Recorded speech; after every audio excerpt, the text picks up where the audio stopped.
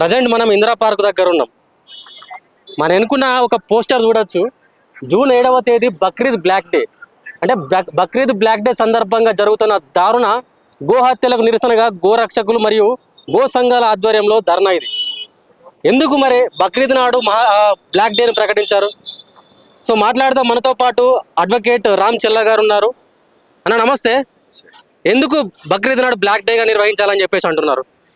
ప్రతిసారి బక్రీద్ రావడం, దీనికోసం మనం ఈ గో రక్షణ కోసం ప్రయత్నం చేయడం, అలాగే కోర్టుల నుంచి, ఎందుకంటే 23, 24లో కూడా పిల్లేసాం బక్రీద్కి ముందు వేసి, ఏవైతే కబేళాలకు పోతున్నాయో ఈ ఆవులు కానీ నందులు కానీ వీటిని ఆపడానికి ప్రయత్నం చేస్తున్నాం. అవని పక్షంలో ఈసారి ఎలాగైనా దీన్ని కొంచెం పెద్ద ఎత్తున తీసుకెళ్లాలని ఏకంగా బక్రీద్నే బ్లాక్ డేగా ప్రకటించాలని ఒక నినాదం తీసుకున్నాం. ఎందుకంటే బక్రీద్ పేరులోనే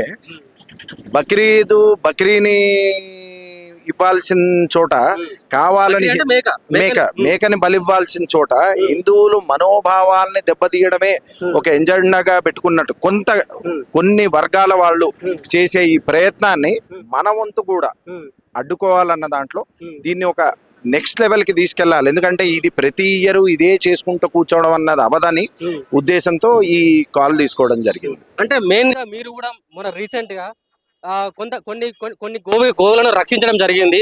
సో వాటి పరిరక్షణ ఎలా ఉంది ఇప్పుడు అసలు? అంటే నిజంగా చెప్పాలంటే మొన్న పరిరక్షించిన వాటి కన్నా ముందు ఒక విషయం జరిగింది. ఆ రోజు మీ ఛానలే ఒకటి కవర్ చేసింది. మనం ఇలాగే నందులు ట్రాలీలు వెళ్తుంటే పట్టుకుని మనం ఆ లోకల్ పోలీస్కి ఫోన్ చేయడం జరిగింది. అయితే ఆ ముందు రోజు సివి ఆనంద్ గారు ఒక మీటింగ్ పెట్టారు. ఈ మీటింగ్ లో మనం ఒక టోల్ ఫ్రీ నంబర్ అడిగాం. Cow protection special force form చేసి ఒక ఏసీపీ అండర్ లో ఒక నంబర్ తీసుకున్నాం. నంబర్ తీసుకున్న నెక్స్ట్ రోజే మనకి నందులు దొరకడం జరిగింది.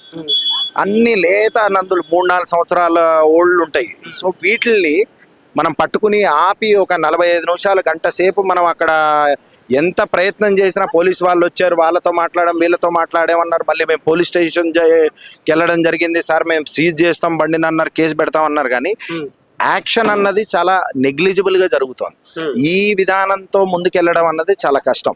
సో మా ప్రయత్నం ఏంటంటే యాజ్ యంగ్స్టర్స్, ఒక అడ్వకేట్స్ గా కూడా మా ప్రయత్నం ఏంటంటే ఒక కళేబా ఈ ఏవైతే స్లాటర్ హౌస్కి వెళ్తున్నాయో వీటిని ఆపడంతో పాటు ఏవైతే జనాలలో ఒక అవేర్నెస్ అన్నది పోయింది. హిందువులు మెయిన్ అమ్మేటోడు హిందూ, కొనేటోడు హిందూ, కొని వాడు తీసుకెళ్లి వేరే మతస్థులకి ముస్లింలకి అమ్ముతున్నప్పుడు ప్రాబ్లం ఎక్కడుంది? మన దగ్గరే ప్రాబ్లం ఉంది. ఈ ప్రాబ్లంని ఎట్లా రెక్టిఫై చేయాలి?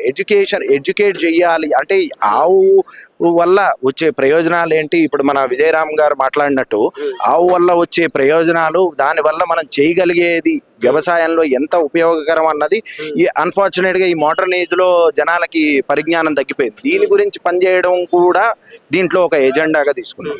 అంటే మెయిన్ గా ఈ గోవులను రక్షించడానికి పెద్ద పెద్ద నాయకులు ముందరికి వస్తున్నారు. రీసెంట్ గా రాజాసింగ్ కూడా కొన్ని గోమాతలను రక్షించడానికి కొంచెం ప్రయత్నం చేశాడు. సో నిజంగానే వాటి పరిరక్షణ జరుగుతుందా మరి? అంటే ప్రతి సంవత్సరం రావడమే కదా. ఇదేంటంటే డ్రామా, రాజకీయ వైరం కన్నా డ్రామాగా ఉంది నేనంట. రాజకీయ వైరం అనడానికి కూడా లేదు. ఎందుకంటే బీజేపీ సెంట్రల్ లో 2 సార్లు గెలిచినా సరే ఈ రోజు దాకా దేశవ్యాప్తంగా గోరక్షణకి ఒక చట్టం అన్నది ఎక్కడ తీసుకురావడం జరగలేదు. ఓకే, నిజంగా చిత్తశుద్ధి ఉంటే వాళ్ళు ఒక చట్టం తీసుకురావాల్సి ఉండే, అది జరగలేదు. సో రాజకీయం కన్నా మించి ఇండివిజువల్ గ్లోరీ కోసం పనిచేసే కార్యక్రమాలు తప్ప నిజంగా ఈ ప్రాబ్లం కి సొల్యూషన్ ఉండాలి అన్న వ్యవస్థ ఎక్కడ కనపడట్లేదు. ప్రాబ్లం కి సొల్యూషన్ ఎప్పుడు వస్తుంది? ఎడ్యుకేషన్ వల్లనే ఒక ప్రాబ్లం ని ఎడ్యుకేట్ చేయడం, దానికి సంబంధించిన ఎలాంటి స్టెప్స్ తీసుకుంటే అంటే దాని ప్రయోజనాలు, అడ్వాంటేజెస్, డిసడ్వాంటేజెస్ వైడ్ గా మాట్లాడిన రోజే దీనికి మార్పు సాధ్యం.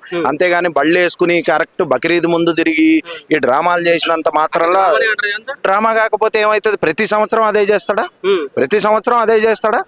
ఇప్పుడు నువ్వు హిందుత్వవాదివి, ఇప్పుడు రామనవమికి ర్యాలీ తీస్తావు, హనుమాన్ జయంతికి ర్యాలీ తీస్తావు, ఇన్ని ర్యాలీలు తీసుకోడివి నువ్వు. నీకు ఇంత బలగం ఉన్నప్పుడు నువ్వు దీన్ని ప్రతిసారి చేస్తే ఇప్పటికే ఆల్రెడీ పాత బస్తీకి ఎన్నో గోవులు వచ్చినాయని చెప్పేసి ఒక సందేశం ఉంది. మరి వాటిని ఆపే ప్రయత్నం చేయలేదా రాజాసింగ్ గారు? ఎవరు చేశారు? చేస్తే ఏడొచ్చినాయి. 40 నుంచి 50 వేల గోవులు ఆల్రెడీ సిటీలు ఉన్నాయి, ఇంకా వస్తున్నాయి. ఇప్పుడు ఒక చిన్న ఎగ్జాంపుల్ చెప్తాం. మేము మొన్న వికారాబాద్ నుంచి ఒక బండిని ఫాలో చేసుకుంటూ వచ్చినాం. చెక్ పోస్ట్ దాటింది. చెక్ పోస్ట్ లో గేమ్ ఆడుకుంటున్నారు. ఓ ఎస్ఐ, 2 కానిస్టేబుల్. ఓకే, గేమ్ ఆడుకుంటున్నారు. నా దగ్గర వీడియో ఉంది, మీకు పంపిస్తా. వాళ్ళు గేమ్ ఆడుకుంటున్నారు.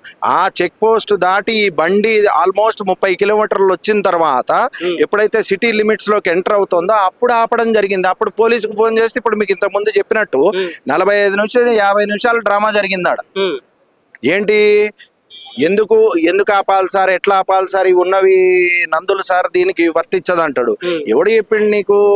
ఇప్పుడు కౌ ప్రొటెక్షన్ యాక్ట్ 1977 ఏం చెప్తోంది? ఆవుకు పుట్టిన ఏ దూడైనా సరే కౌ ప్రొటెక్షన్ యాక్ట్ కిందకే వస్తుంది. ఇది ఎవడు చెప్పాలి?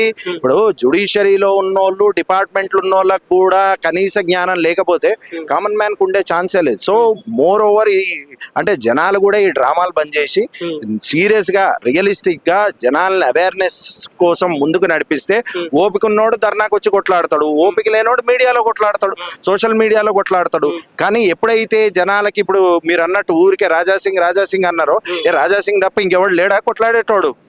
రాజాసింగ్ తప్ప ఇంకెవడు లేడా కొట్లాడేటోడు గో కోసం? అంటే ఇప్పుడు మేము ఒక అడ్వకేట్స్ అయ్యి ఉండి కోర్టు మానుకుని ఈ రోజు వచ్చి ఇక్కడ నుంచున్నాం. ఎందుకంటే మేము నుంచుంటే తప్ప జనాలకు ఒక కాన్ఫిడెన్స్ వచ్చే పరిస్థితి లేదు. ఎందుకంటే డ్రామా కొడుకులు డ్రామా చేస్తూనే ఉన్నారు, డ్రామాలే నడుస్తున్నాయి. ఈ డ్రామా పోవాలంటే ఒక ఎడ్యుకేషన్ రావాలి. యూత్ కూడా సరే, నువ్వు బిజీగా ఉండొచ్చు, నువ్వు ఏ ప్రొఫెషన్ లోనే ఉండొచ్చు, అట్లీస్ట్ మన గోమాతని మనం రక్షించుకోవాలి. హిందువుగా పుట్టినోడికి గోమాత, మాత అని అనుకుంటున్నాం అంటే తల్లి తర్వాత, తల్లి లేకపోతే అంటే తల్లి, ఒక హిందువుకి తల్లి లేకపోతే తల్లిలా ఉంటుందని చెప్పి ఈశ్వరుడు కల్పించింది గోమాత. అందుకని గోమాత అంటాం, అందుకనే భూమాత అంటాం. అంతే తప్ప ఏదో ఉత్తినే మాట కోసం మాత అనము. ఎందుకంటే తల్లి లేనోడికి కూడా తల్లి లేదన్న బాధ తెలియకుండా ఉండడానికి ఆ సృష్టికర్తనే అమ్మ రూపంలో ఆవును తయారు చేశాడు. ఇప్పుడు నువ్వు అమ్మని ఇగ్నోర్ చేసే పరిస్థితి, అమ్మ అట్లీస్ట్ ఎంత ఇగ్నోర్ చేసినా ఒక రోజు కాకపోతే ఒక రోజు మా అమ్మని మాట్లాడతాం. అలాంటప్పుడు అట్లీస్ట్ నెలలో ఒక రోజో, నెలలో ఒక గంటో దీనికి టైం ఇస్తే హిందువులందరూ ఈ పరిస్థితిలో మనం ఉండమన్నది నా ఒపీనియన్.